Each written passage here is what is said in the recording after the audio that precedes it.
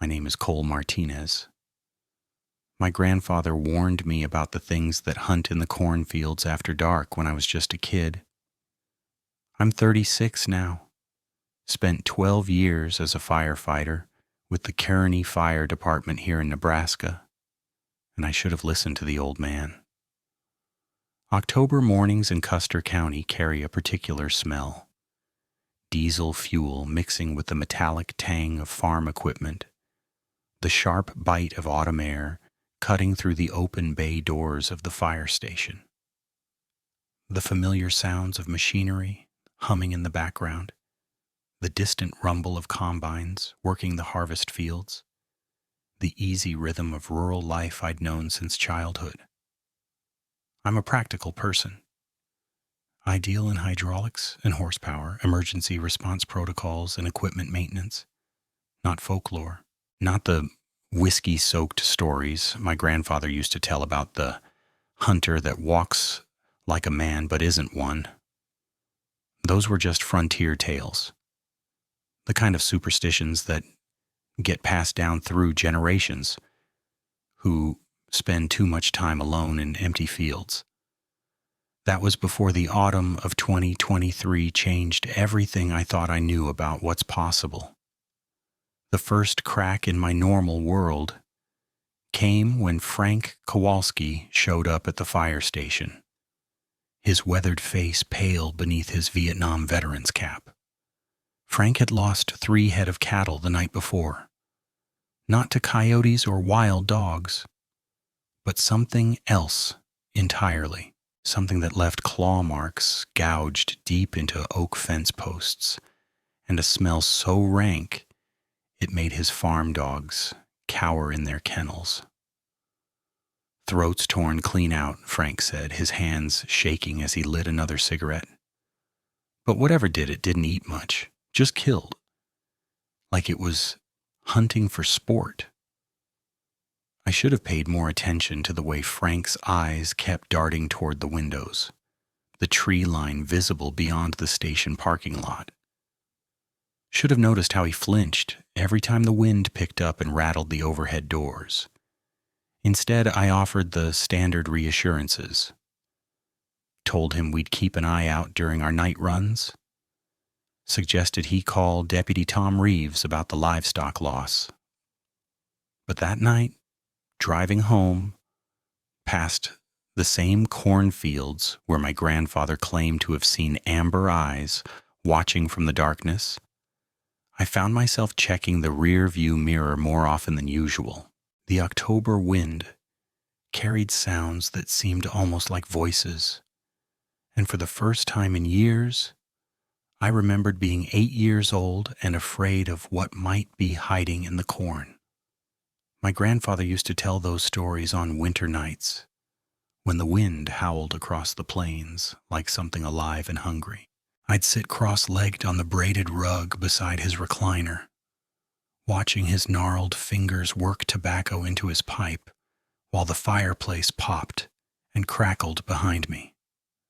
"There's things out there in the corn, Cole," he'd say, striking a match that threw dancing shadows on the wall. Things that hunt when the moon's full. The old-timers knew to stay inside after sunset during harvest season. The sweet smell of his tobacco would fill the room as he drew on the pipe, his pale blue eyes distant and serious. "Your great-grandfather saw one once, back in 47. Said it walked like a man but wasn't one. Too tall, too wrong. Stood near 8 feet when it reared up on those backward legs.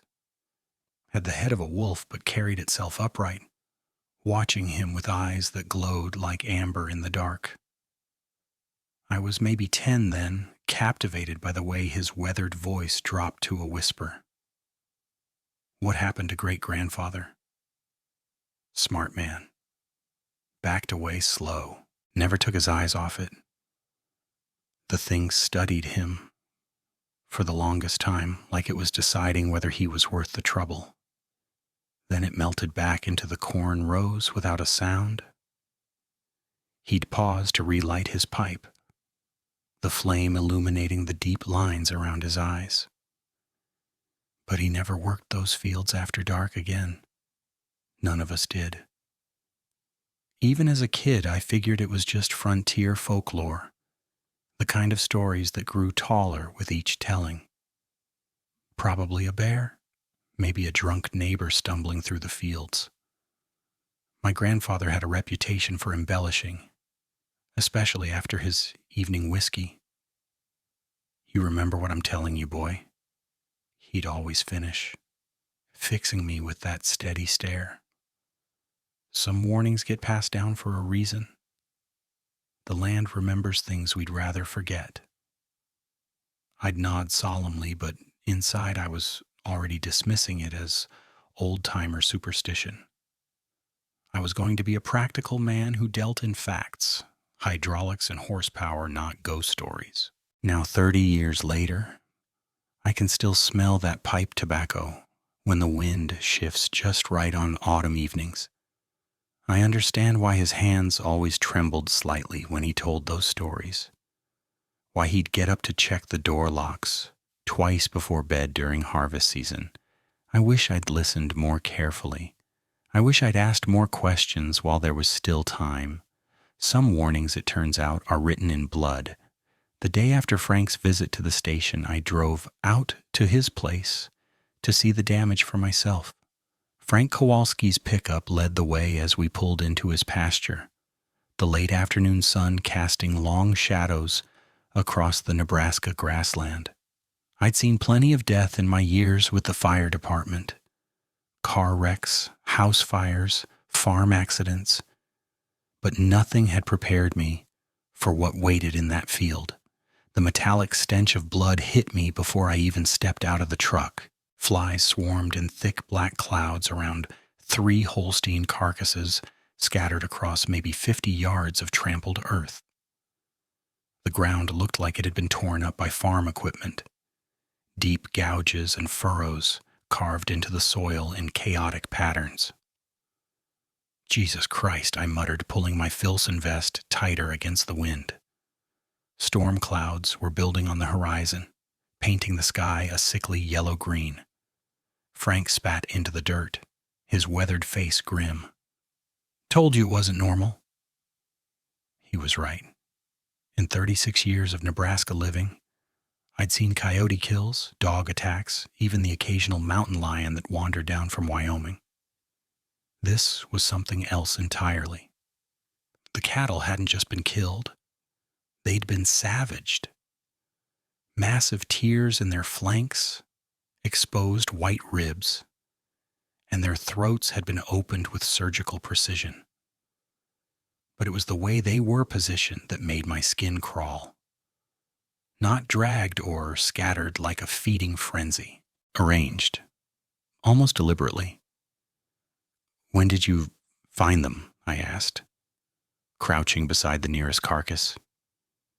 The cow's eyes stared glassy and vacant at the approaching storm.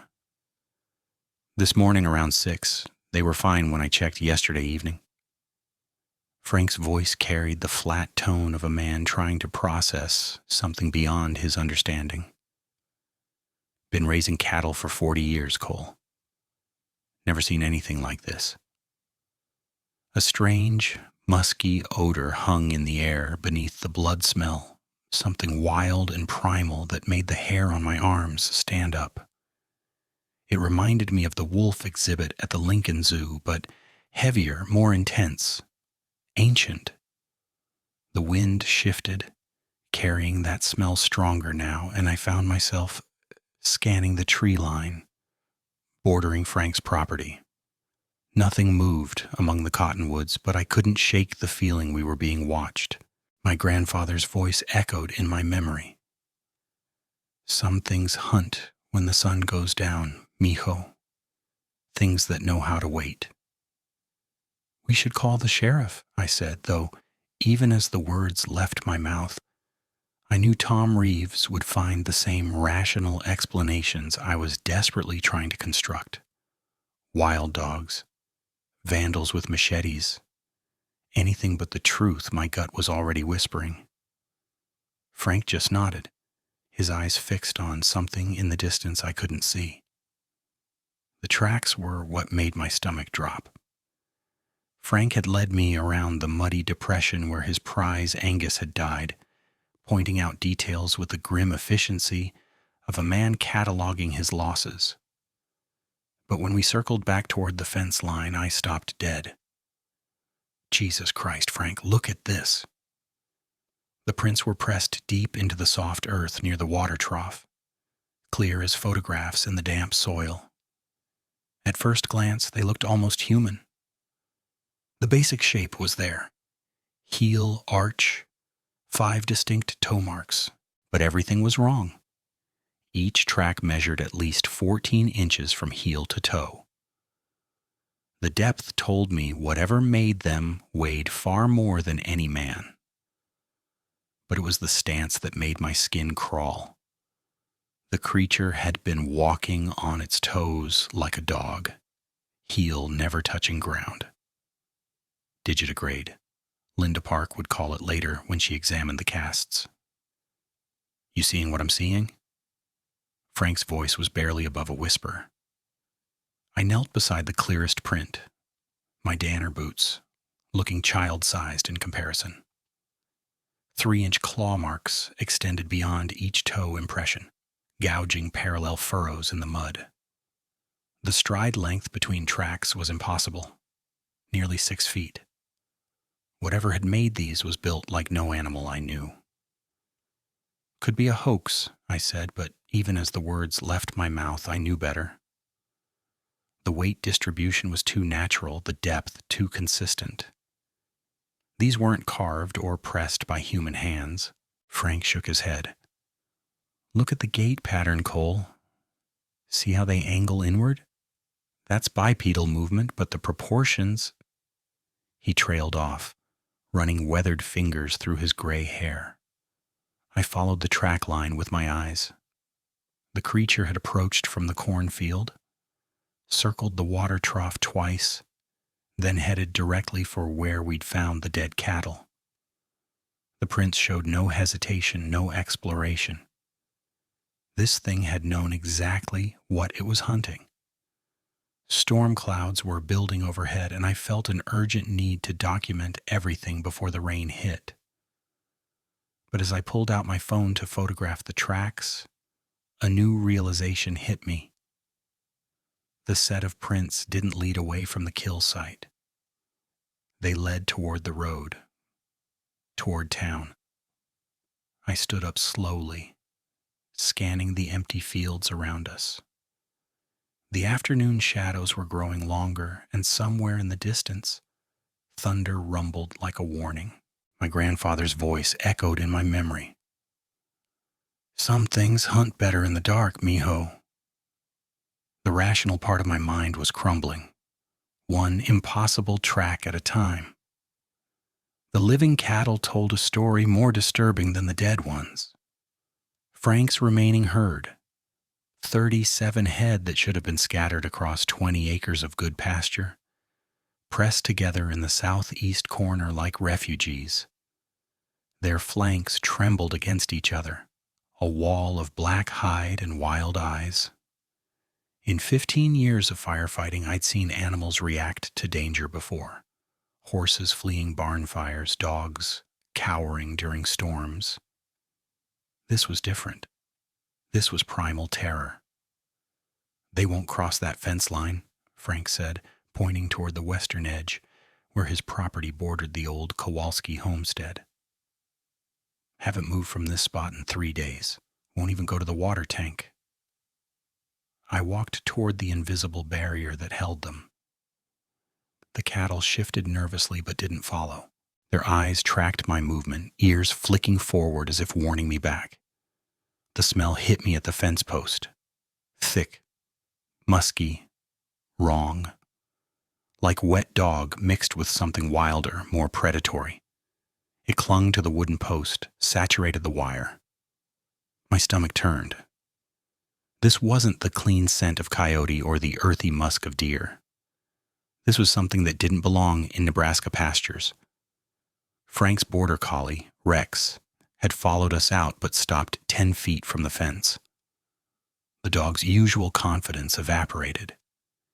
He whined low in his throat, tail tucked tight against his belly.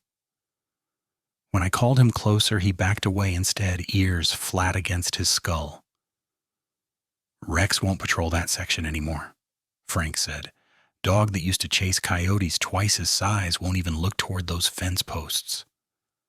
I crouched beside the post where the smell was strongest.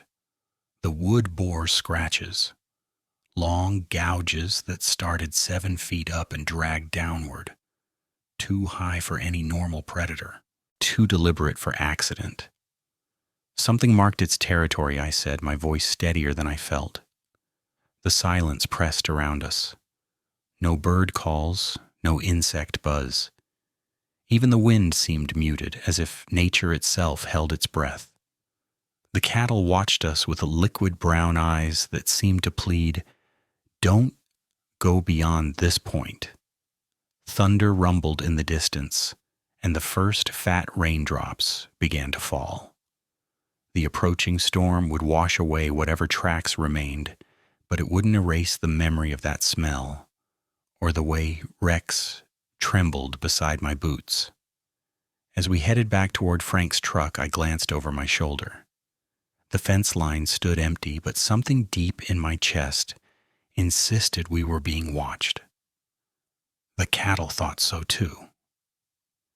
They hadn't moved from their huddle, and their eyes remained fixed on that western border where something had claimed the night.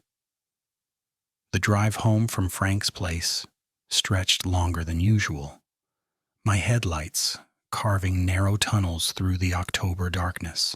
County Road 47 cut straight through miles of cornfields, the stalks brown and brittle now, ready for harvest.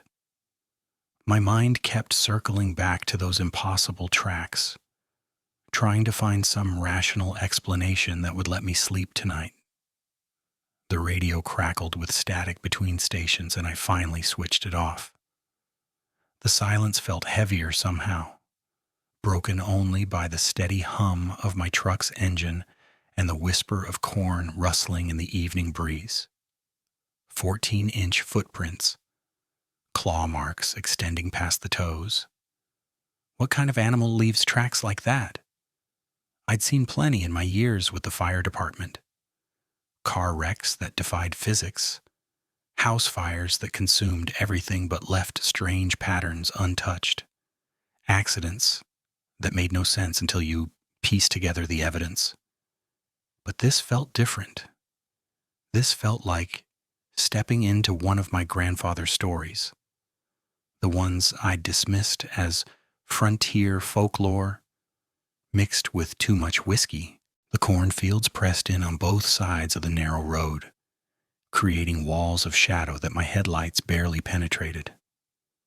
Somewhere out there, Frank's cattle lay torn apart by something that shouldn't exist, something that had left tracks leading toward town. My hands tightened on the steering wheel as a gust of wind sent the corn stalks swaying, their dried leaves rustling like whispered warnings. The temperature had dropped with the sun, and I could see my breath fogging the windshield despite the heater running full blast. I tried to focus on practical things, tomorrow's shift schedule, the equipment inspection I needed to complete, the mundane details of normal life. But my grandfather's voice kept echoing in my memory. "There's things that hunt in these fields after dark, Cole. Things that walk like men but ain't men."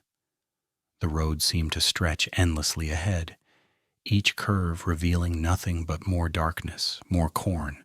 My headlights swept across fence posts and drainage ditches, illuminating the familiar landscape that suddenly felt foreign and threatening. Every shadow could be hiding something. Every rustle in the corn could be more than wind. I pressed harder on the accelerator, eager to reach the lights of town, the safety of populated streets. Behind me, the cornfields receded into black nothingness, but I couldn't shake the feeling that something was watching from those shadowed rows, something that knew I'd been asking questions about tracks that shouldn't exist. That's when I saw them. Two amber yellow eyes, glowing like molten copper in my headlights, staring back at me from the edge of Frank's cornfield. My foot eased off the gas instinctively. The eyes hung there in the darkness, unblinking, positioned at least 7 feet off the ground. Too high for any deer, too steady for a reflection off farm equipment. I slowed to a crawl, my heart hammering against my ribs. The eyes tracked my movement, shifting position as my truck crept forward. Whatever was watching me had intelligence behind that gaze. I'd seen plenty of wildlife on these roads, deer, coyotes, the occasional mountain lion, but their eyes held simple animal wariness. These eyes studied me with calculating awareness that made my skin crawl. The corn stood unnaturally still around those glowing orbs. No wind rustled the stalks. No movement disturbed the rows. Just those piercing yellow lights floating in the blackness like twin stars that had fallen to earth and learned to hate. My engine seemed deafeningly loud in the sudden quiet. Even the radio had fallen to static. The normal symphony of Nebraska night sounds, crickets, distant cattle, the whisper of wind through grain, had died completely. The silence pressed against my eardrums like water. I gripped the steering wheel tighter, my knuckles white in the dashboard glow. Part of me wanted to floor the accelerator, to race home and lock every door. But another part, the firefighter trained to face danger, needed to understand what I was seeing. The eyes blinked once, a slow, deliberate motion that sent ice through my veins. Not the rapid flutter of a startled animal, but the measured consideration of something that felt no fear of my 2-ton truck or the man inside it. Something that saw me as clearly as I saw it and found me interesting. I pressed the gas pedal slightly, and the eyes moved with me, maintaining their position relative to my truck. Whatever stood in that cornfield was pacing my vehicle, tracking my progress down the empty road. The realization hit me like a physical blow. I wasn't just witnessing some strange animal behavior, I was being studied. The eyes held their position for another 100 yards, never wavering, never showing the skittish behavior of normal wildlife. Caught in headlights, they watched me with the patient intensity of a predator, deciding whether I was worth the effort.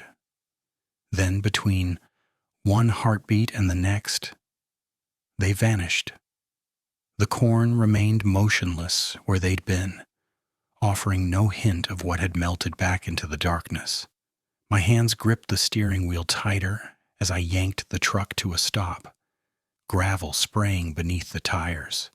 Those amber eyes had vanished the instant I hit the brakes, not like a spooked deer bolting into cover, but like something that understood it had been seen. I grabbed the mag light from my glove compartment, fingers fumbling with the switch. The beam cut through the darkness between corn rows, revealing nothing but empty stalks swaying in the October wind.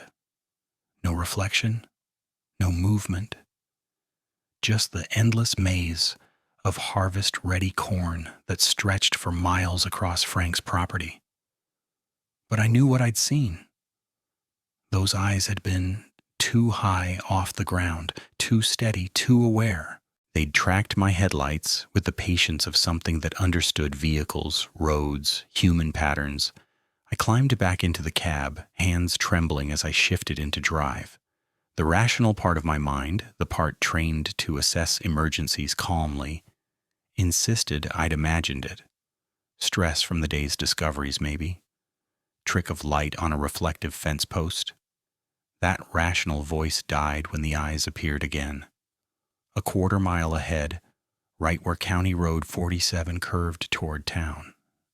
Same amber glow, same impossible height. The thing had moved through the cornfield faster than my truck could travel the road, positioning itself ahead of my route like it knew exactly where I was going. Cold sweat beaded on my forehead despite the cab's warmth. This wasn't random predatory behavior. This was calculation, planning. The creature was demonstrating something, showing me it could outflank me, outthink me, intercept me whenever it chose. My grandfather's voice echoed from childhood memories. The hunter that walks like a man knows our ways, Cole. Knows our roads, our habits. It studies us before it strikes. I pressed harder on the accelerator, desperate to reach the safety of streetlights and neighbors.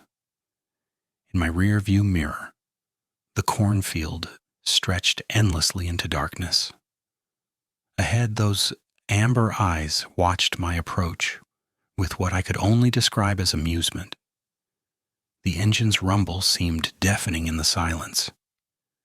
Even the radio had dissolved into static, as if the night itself was swallowing normal sounds. My hands ached from gripping the wheel, but I couldn't relax. Not when something with that level of intelligence was tracking my every move. As I finally passed the spot where the eyes had been, they vanished again. But this time I caught a glimpse of movement in my peripheral vision. Something massive stepping back into the corn with deliberate, measured steps. It was letting me go. For now, 2 nights after my encounter on County Road 47, the rusty anchor hadn't seen a crowd this tense since the drought of '98. Word had spread through the farming community like wildfire. Something was hunting in our fields, and it wasn't any predator we'd ever dealt with before. I nursed a lukewarm coffee in the corner booth, watching familiar faces file through the tavern's heavy oak door. The air hung thick with cigarette smoke and nervous energy. Conversations that normally centered on crop yields and equipment repairs had taken on a darker tone. Frank Kowalsski stood near the bar, his Vietnam veteran's posture rigid as he spoke to a cluster of farmers. Even from across the room, I could see the haunted look in his eyes, the same expression he'd worn when describing his mutilated cattle. "Lost 2 more Angus last night," Linda Park was saying to Deputy Tom Reeves at the next table over. Her veterinarian's training kept her voice steady, but her hands trembled slightly as she lifted her coffee cup. "Whatever did this?" "Tom, I've never seen wounds like these. The claw marks go clean through the rib cage." A hush fell over the room as more accounts emerged. Bill Henderson from the Double H Ranch reported something massive moving through his corn at midnight. Bipedal, too tall to be human. Maria Santos found her chicken coop demolished, but not by any fox or coyote. The wire mesh had been peeled back like paper, and massive footprints circled the property. "Saw it myself," whispered old Pete Garrison, his weathered fingers gripping his beer bottle. "Standing in my back pasture, bold as brass. Had to be 8 feet tall, maybe more, shoulders like a linebacker, but the legs, Christ, the legs bent wrong." Deputy Reeves shifted uncomfortably in his chair. "I've filed reports on all the incidents, but without more concrete evidence." "Evidence?" Frank's voice cut through the murmur of conversation. "How much more evidence do we need? This thing's getting bolder. First, it was just livestock on the outskirts. Now it's moving closer to town. I thought about those amber eyes tracking my truck, the calculated intelligence behind them. My grandfather's warnings echoed in my memory. The hunter that walks like a man but isn't one. The tavern fell silent except for the hum of the old Budweiser sign and someone's nervous cough. Outside, the October wind rattled the windows, carrying with it the rustle of corn stalks, a sound that once meant harvest time but now held an entirely different meaning. We all knew why we were really here. The question wasn't whether something was out there. The question was what we were going to do about it. The silence stretched too long after Frank finished describing his latest loss. 2 more steers, found gutted in his north pasture. Linda Park cleared her throat, her veterinarian's composure cracking slightly. I need to tell you all something. The tissue samples I took from the first attacks, the bite patterns don't match any known predator in Nebraska. The jaw structure would have to be massive, I interrupted, my voice hoarser than intended. Every head in the tavern turned toward me. The weight of their stares felt heavier than my Remington 870 across my lap. I know because I saw it. Deputy Tom Reeves leaned forward. Cole, what are you talking about? The memory hit me like a physical blow. That musk, the sound of metal screaming under impossible claws. Last night, I was doing inventory at the station, working late on Engine 7's maintenance. Around midnight, the motion sensors triggered the yard lights.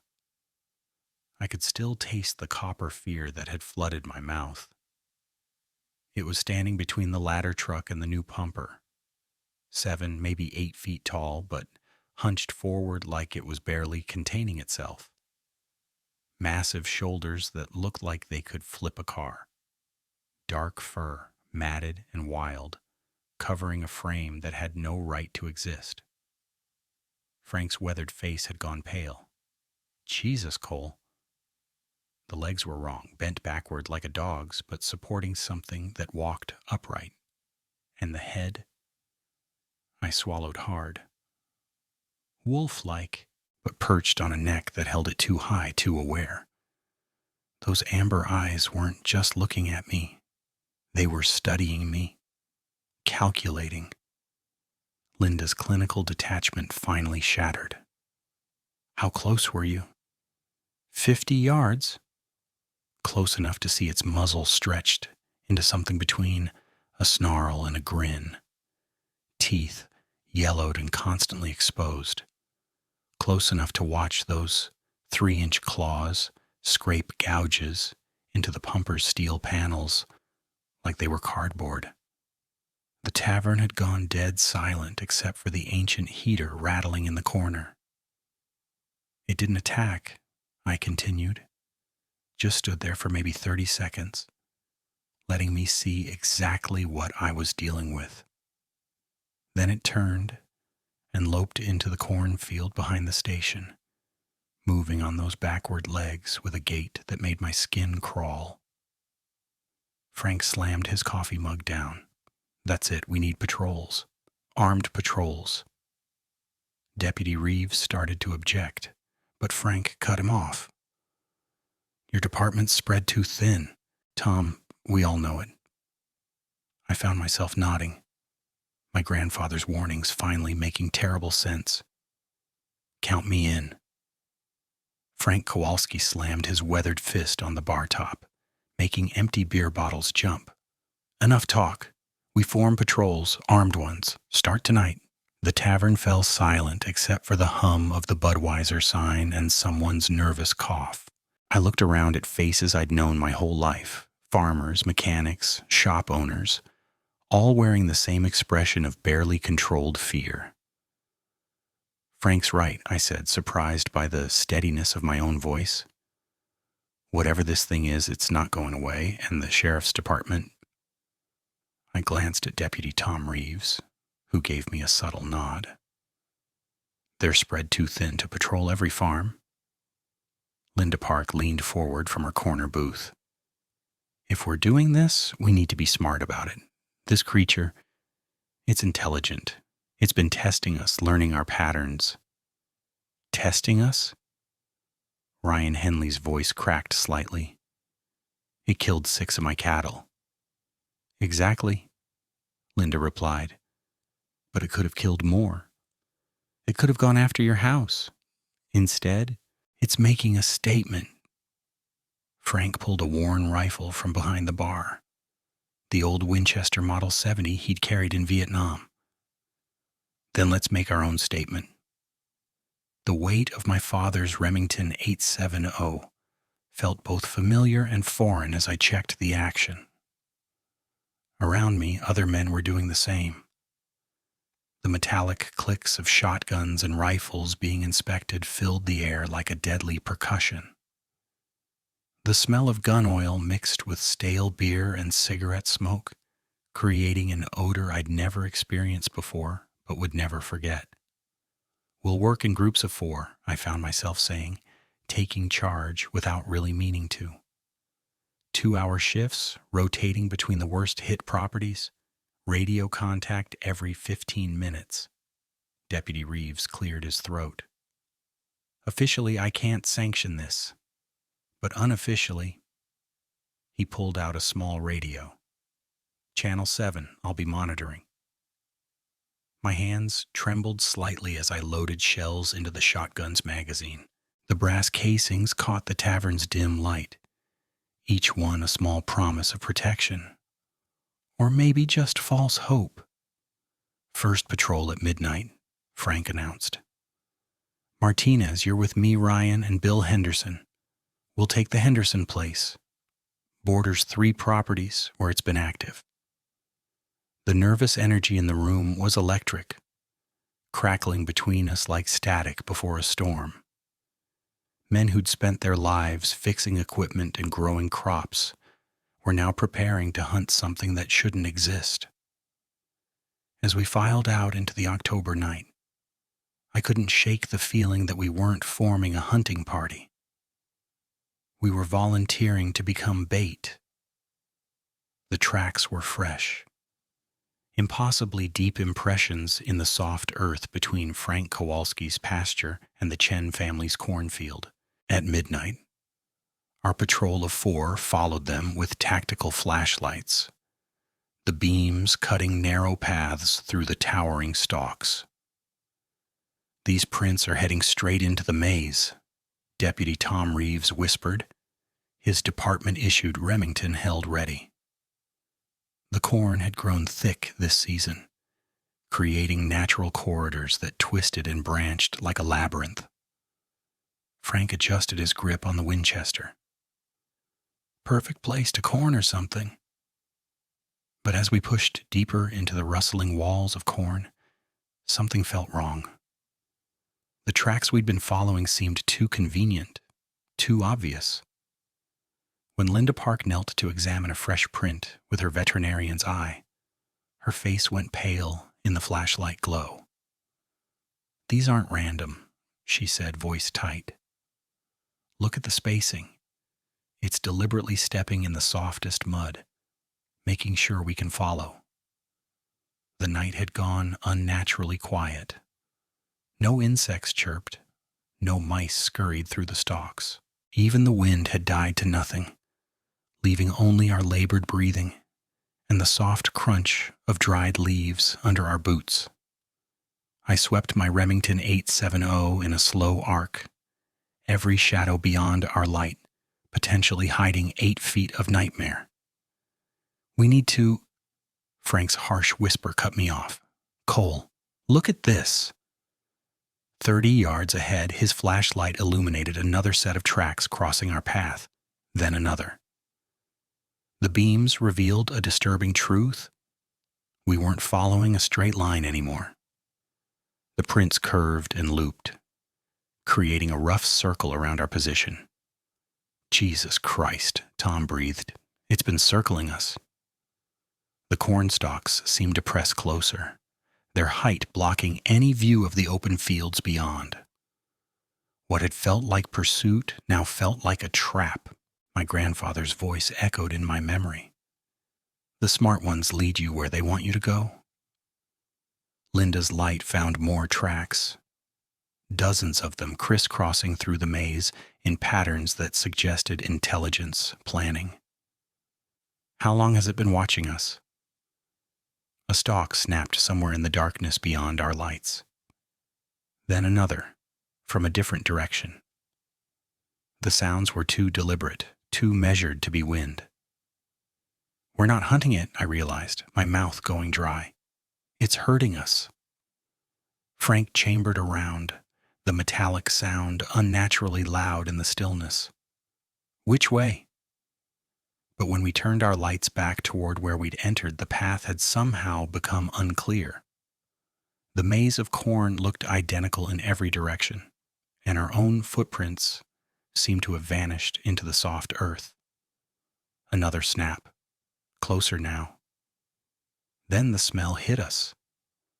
That overwhelming musk I remembered from my equipment yard. Thick and predatory. It hung in the motionless air like a warning.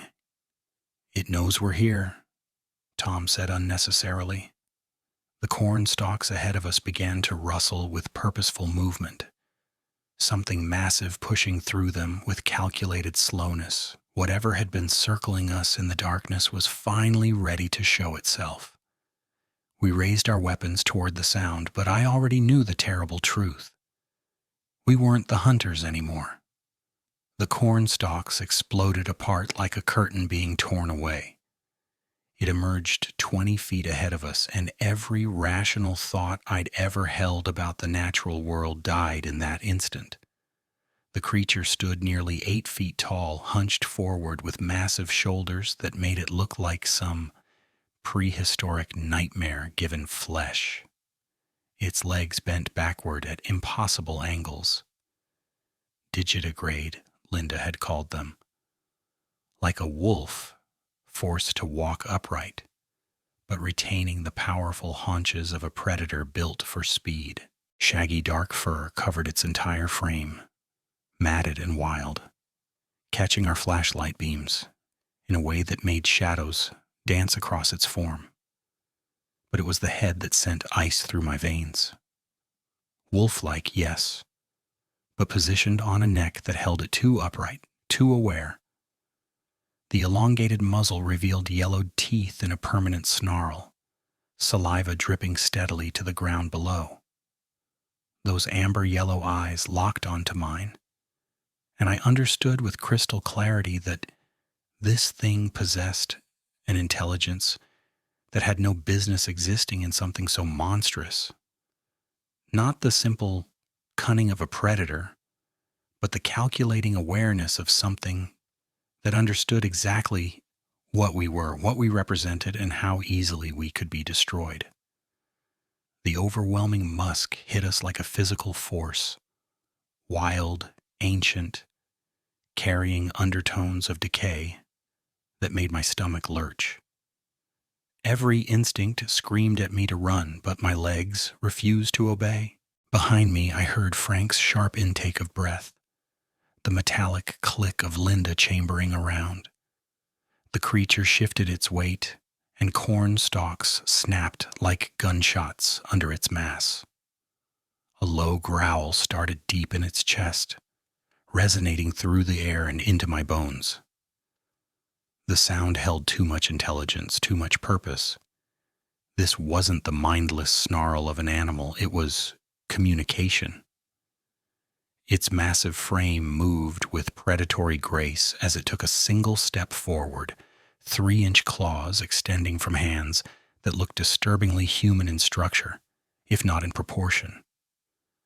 The digitigrade legs propelled it in an unnatural gait that my mind couldn't properly process. Part wolf, part man. Wholly wrong. Deputy Tom Reeves raised his shotgun with trembling hands, but the creature's amber gaze shifted to him with such focused intensity that Tom froze mid-motion. Those eyes held ancient hunger, yes, but also something far more terrifying. Patience, calculation, the understanding that it could take us whenever it chose. The Dogman, because that's what it was, exactly what the old stories had always claimed, tilted its massive head slightly, studying us, Saliva continued dripping from its exposed teeth, and I could see its nostrils flaring as it took in our scent, cataloging us. For 30 seconds that felt like hours. We stared at each other across that clearing in the corn. Predator and prey, separated by 20 feet, and the thin veneer of civilization that I now realized meant absolutely nothing out here in the darkness. Then something shifted in those amber eyes. The creature's gaze moved from Frank to Linda to Deputy Reeves, and finally settled on me with an intensity that made my breath catch. In that moment, I made a decision that went against every instinct screaming in my body. I slowly lowered my shotgun. "Cole, what the hell are you doing?" Frank hissed. "Trust me," I whispered back, keeping my eyes locked on the creature. "It could have killed us the moment it showed itself. It's waiting for something." The dogman's massive head tilted slightly at my movement. Not aggressive, almost curious. I thought of my grandfather's story, how his father had survived by backing away slowly, by not making himself a threat. "Everyone lower your weapons," I said, my voice steadier than I felt. "Slowly." "You're insane," Tom breathed. But after a moment's hesitation, his Remington dipped toward the ground. Linda followed, then Frank, his weathered face a mask of barely contained terror. The creature watched this with those calculating eyes. Its growl faded to silence. The massive shoulders relaxed slightly, almost imperceptibly, but enough for me to notice. "We're not here to fight you," I said, feeling ridiculous even as the words left my mouth. "We just want to protect what's ours." The dogman's elongated muzzle opened slightly, and it made a sound. Not quite a growl, more like a rumbling chuff. Then it did something that chilled me more than its appearance ever could. It nodded. A single deliberate acknowledgement, like it understood exactly what we were and why we'd come. Its amber gaze lingered on each of our faces, memorizing us, before it straightened to its full height. The message was clear. This is my territory too. You don't belong here after dark. We understand, I said quietly. We'll stay out of the fields at night. The creature held my gaze for another long moment. Then, as suddenly as it had appeared, it turned and melted back into the corn rows, moving with impossible silence for something so large. Those massive shoulders disappeared first, then the wolf-like head, until only the amber eyes remained visible, watching us from the darkness. Then even they were gone, leaving only the overwhelming musk and the sound of corn stalks settling back into place. We stood frozen for another 10 minutes before Frank finally lowered his rifle completely. What just happened? Linda's voice was barely audible. I looked at the tracks in the soft earth, the ones leading in a perfect circle around the field's perimeter. It had been hurting us, yes, testing us, but also teaching us. We just negotiated a truce, I said. The walk back to our vehicles felt like miles. None of us spoke until we reached the county road. Engines running. Headlights cutting through the darkness we'd barely escaped. That was 3 months ago. The attack stopped that night, as if some territorial understanding had been reached. Frank lost no more cattle. Linda stopped getting calls about mutilated livestock. The patrols quietly disbanded.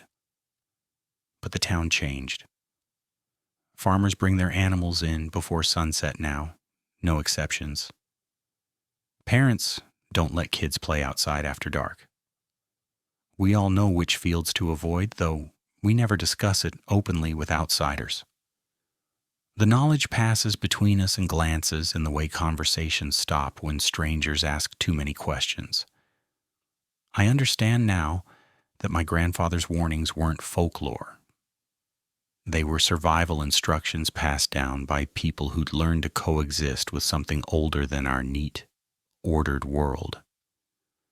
The creature didn't leave our area, it simply returned to the shadows where it's always been, hunting and watching, respecting boundaries.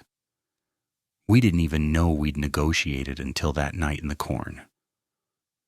I'm telling you this story from my fire station office, where I keep my grandfather's loaded Remington propped against the wall. Outside, the January wind carries the smell of frozen fields and something else, that faint musk that makes the hair on my neck stand up. Some nights, when I'm on late shift, I catch glimpses of amber eyes reflecting in the station's floodlights, watching, assessing, making sure we remember the lesson. I always turn off the lights and wait for it to move on. The younger folks think we've all gotten paranoid in our old age. They don't know how lucky they are that we learned to listen before it was too late. My grandfather's stories weren't folklore. They were warnings. And now I pass them on, just like he did, hoping the next generation will be smarter than I was. The Dogman is still out there, still watching. And as long as we remember our place, maybe that's enough.